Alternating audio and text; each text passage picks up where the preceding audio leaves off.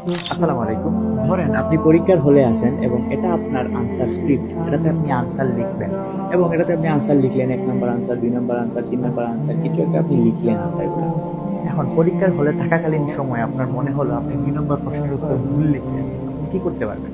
আপনি এই প্রশ্নটা কেটে আবার নতুন করে এখানে 2 নম্বর প্রশ্ন লিখতে পারবেন না? পারবেন। মানে আপনার মনে হলো যে আপনি পুরোটা প্রশ্নের উত্তরই আপনি ভুল লিখছেন, আপনি পুরোটা প্রশ্নের উত্তর কেটে নতুন আরেকটা প্রশ্ন উত্তর নিতে পারবেন এবং সেখানে আবার আনসারগুলো আপনি নতুন করে লিখতে পারবেন। পারবেন না? এই কাজটা আপনি কতক্ষণ করতে পারবেন? যতক্ষণ আপনি পরীক্ষার হলে থাকবেন। কিন্তু দ্য মুমেন্ট আপনি পরীক্ষার হল থেকে বের হয়ে যাবেন, আপনি কি এই প্রশ্নের উত্তরগুলো আবার নতুন করে লিখতে পারবেন পরীক্ষার হল থেকে বের হওয়ার পরে? নিশ্চয়ই পরীক্ষার হল থেকে বের হওয়ার পরে আপনি সেই প্রশ্নগুলোর উত্তর পেয়ে যাবেন, দেখতে পারবেন। কিন্তু তখন কি আর এই প্রশ্নগুলোর উত্তর আপনি লিখতে পারবেন? পারবেন না।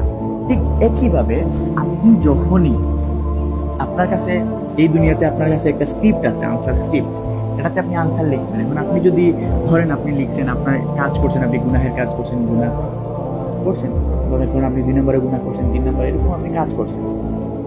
এখন আপনি যেহেতু এই পৃথিবীতে এখনো আছেন, এই দুনিয়াতে এখনো আছেন, আপনার হাতে এই সুযোগটা আছে, এই গুনাহটা কেটে আপনি এখানে তাওবা লিখতে পারবেন, আপনি আল্লাহর কাছে মাফ চাইতে পারবেন।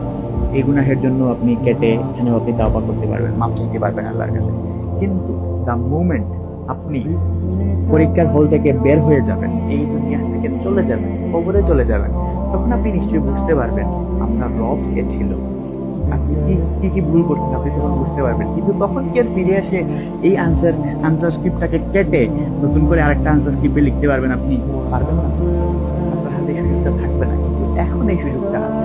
আপনি যদি শুধুমাত্র শুধুমাত্র আপনি যদি তাওবা করেন, ঈমান আনেন, সৎ কর্ম করেন, আল্লাহ সুবহানাহু ওয়া তাআলা আপনার সমস্ত গুনাহকে সওয়াবে রূপান্তরিত করে দিবেন।